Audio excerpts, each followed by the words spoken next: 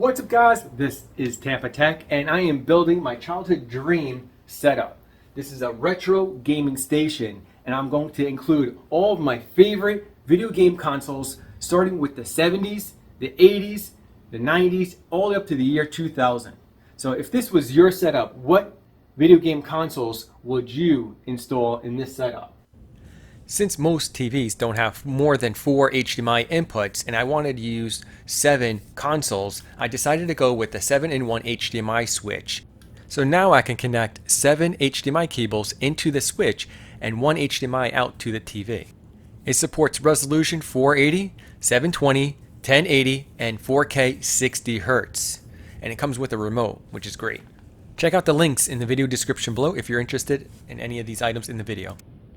Originally, I wanted to use a CRT TV, but because of the connections and also limited space, I wasn't going to be able to do that. I'm also using this TV stand cart. It's on wheels and it has 2 shelves, and I had to get another TV cart to get the 3rd shelf installed on the setup. So keep in mind, I did buy 2 of these stands and then I utilized one of the shelves from the other stand to give this setup 3 shelves. Now, if this is important to you and you want that nostalgic scanline look on all your retro games, I highly suggest getting the Arcade Games HDMI scanline generator. So even though we're utilizing an LCD TV, we're going to have the CRT TV scanlines included in our setup. So right here is your HDMI input, and then right here is the HDMI output to the TV. This adjusts the RGB. All these switches are switched up, and of course this is the on-off power switch. Now it does not come with a power adapter, so you're gonna have to get a 5-volt 1-amp power adapter. There is a micro USB cable included, and an LED status light right here letting you know it's working. Now if you don't see the scan lines and you want to reset it, you just turn it off for a second and then turn it back on, and then those scan lines should appear. If this was your retro gaming setup, what would the first console be? My very first console ever was the Atari 2600. But the problem is that output doesn't work with this setup. So the next best thing was the Atari 2600 Plus. It has an HDMI output and it takes Atari 2600 cartridges and Atari 7800 cartridges. And here it is, the Atari 2600 Plus. And as you can see, comes with a cartridge, 10 games in 1 cartridge. And to choose different games, you do have to move these switches. So we're going to put in Conquest of Mars. As you can see, this is basically the same design as the Atari 2600. You got the on and off, you got color mode and black and white mode. You got game select and reset. It even has the same amount of ridges and that fake wood grain look. The only thing is they added was this LED light right here that lights up when you turn on the unit, which is great. There is a 16:9 and 4:3 format switch. I leave it on the 4:3 format switch. And then right here you have right controller, left controller for player 2, and difficulty settings A and B. And then you have your HDMI output to your TV, and it also has a Type-C 5-volt, I think 1-amp power connection. Let's go ahead and set it up right here. And it also comes with the authentic Atari 2600 controllers.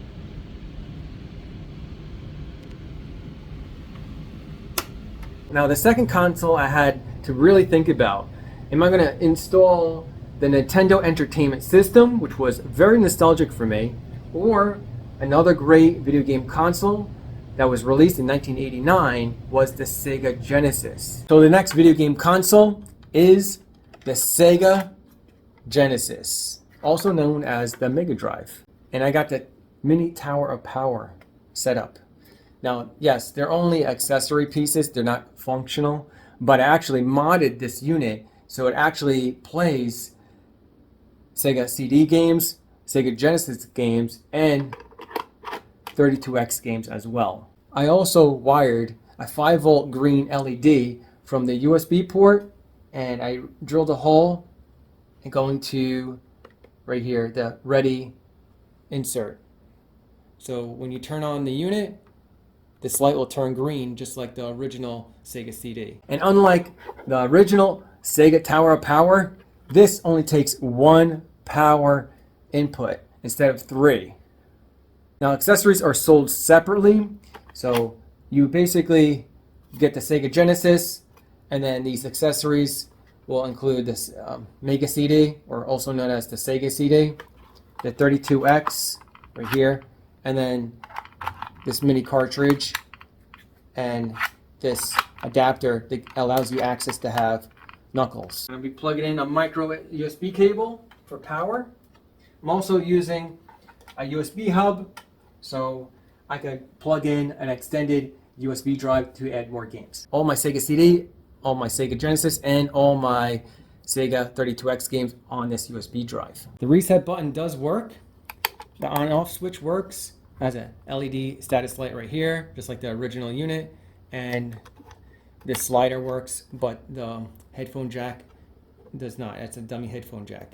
So even though this slides up and down, you can't really use it. Now it does come with the original Sega Genesis controller with 3 buttons and the start button right here, very authentic, but I do recommend getting the 6-button Sega Genesis controllers as well. Alright, the next video game console has to be the Super Nintendo. Now I wanted to include the original Super Nintendo, but once again, I have limitation with space and cables. Now even though the Super Nintendo Mini isn't as cool looking as the Tower of Power, and you can't add additional accessories to it, it is very cool to have this Super Nintendo Mini, and as you can see, it's still very nostalgic, the look of it, and the games are very nostalgic for me too. I did also mod this one, and it was pretty much as easy as modding the Sega Genesis. And so what's cool about this setup is that I can actually have Nintendo Entertainment System games on here, which is what I wanted, and Super Nintendo games, and I also even squeezed in 2 Nintendo 64 games. Here's the connections right here for the controller, and then right here, same as the Sega Genesis, you got a mini USB connection. It takes 5-volt adapter, and then also right here you have the HDMI output. I wish they had this as a door that opened and closed, but that's fine. And then right here, this button does not move at all. I kind of wish the eject button at least was functional, but it wasn't. And the power switch does work, and you do have an LED light showing you the status of the power. And then here's the reset button if you want to exit a game. Go ahead and plug in the controllers, and as you can see, they're very authentic and the same design, and it's even branded Super Nintendo.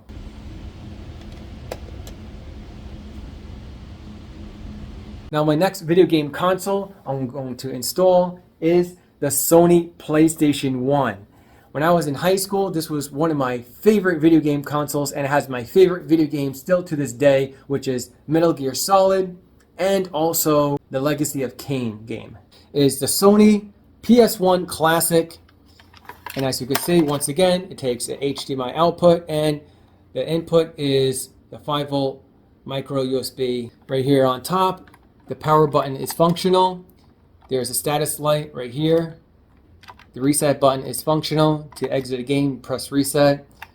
The open button is functional, but does not open the lid. I kind of wish they opened the lid, but I guess we're asking too much. It does come with these USB connections for the controller, and it's all branded Sony. And as you can see, it has the authentic Sony controllers.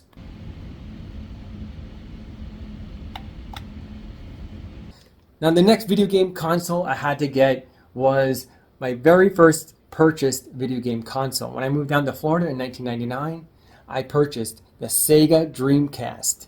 As you see back here, there's no HDMI output. So I had to get a Sega Dreamcast HDMI adapter. It converts the standard AV to HDMI output. As you know, I flash modded the Sega Dreamcast, flash modded the Sega Genesis, and also flash modded the Sony PlayStation Mini as well. I had to mod this as well. So I included an SD card mod. So I have all my Sega Dreamcast games on this SD card, and I just insert it right here. I had to replace the optical drive for SD card reader.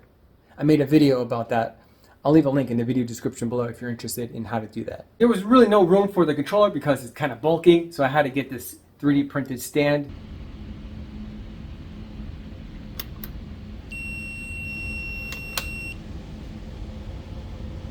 Now the next video game console I had to include, even though I didn't own it when I was a kid, was the Super Nintendo 64. Nintendo 64 has some awesome classics like Mario Kart 64 and Super Smash Bros. Now of course I had to mod it. So what I did to mod it, I got the Super 64 cartridge.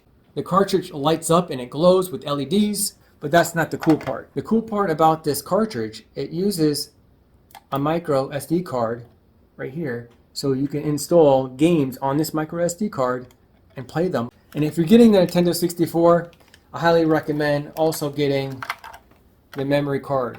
Now I do hope Nintendo 64 comes out with a mini. I might buy that one. Just like the Sega Dreamcast, I had to get an HDMI adapter so I could plug into the 7-in-1 HDMI switch. This is basically what it looks like.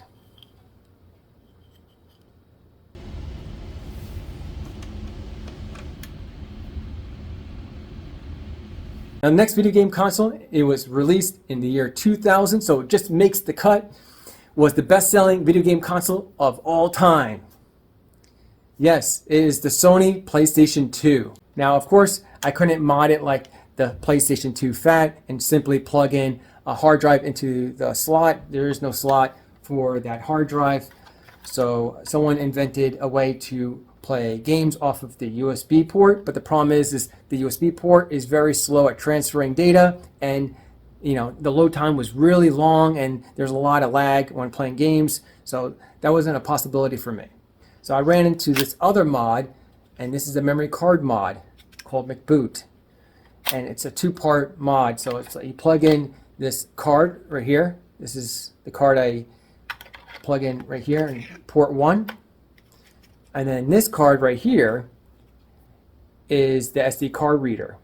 And so you plug that into memory card 2 slot, and then you can install your games on this micro SD card.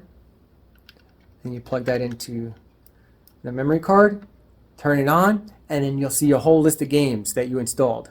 Now, just like the Sega Dreamcast and the Nintendo 64, because these are authentic video game consoles from back in the day, I had to get the HDMI video adapter and plug it into the 7-in-1 HDMI switch.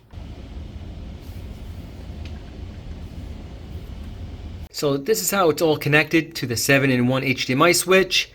All the color HDMI cables are plugged into the 7-in-1 switch inputs, and then the output, as you can see, is on the right, and that goes up to the TV input. But actually, it plugs into the scanline generator first, and then it plugs into HDMI 1 on the TV. Now to power the scanline generator, I have it plugged into a USB hub, which is plugged into the TV USB port. And this cable right here, as you see, that is going to the LED strips that light up the whole TV stand. And the LED strips have double-sided tape on them, so I just stuck it underneath the TV and the shelves. As you can see, the LED strips really bring this whole retro gaming station to life. I have to buy this power strip, and it has USB connections too as well. This is the 7-in-1 HDMI switch. Added some labels using my label maker, and I'll simply just press on the video game console that you want to play. Alright, starting off with Atari. You can use the remote, but since I'm sitting so close, I'm just going to press the button. And as you can see, it is in a 4:3 format, and you do have the scan lines. Now I wish I had the CRT tube TV connected, but I think this is a second best thing. So in this game you could be Venom or Spider-Man, and it's a full open world game. So guys, if you found this video informative, give me a big thumbs up. And if you know anyone that might be interested in this setup, go ahead and click on the share button below, share this video to them, help someone out. If you're interested in any of these products, check out the links in the video description below. And if you want more tech videos coming your way, subscribe and hit that bell notification to stay updated on the latest tech video. Thanks for watching.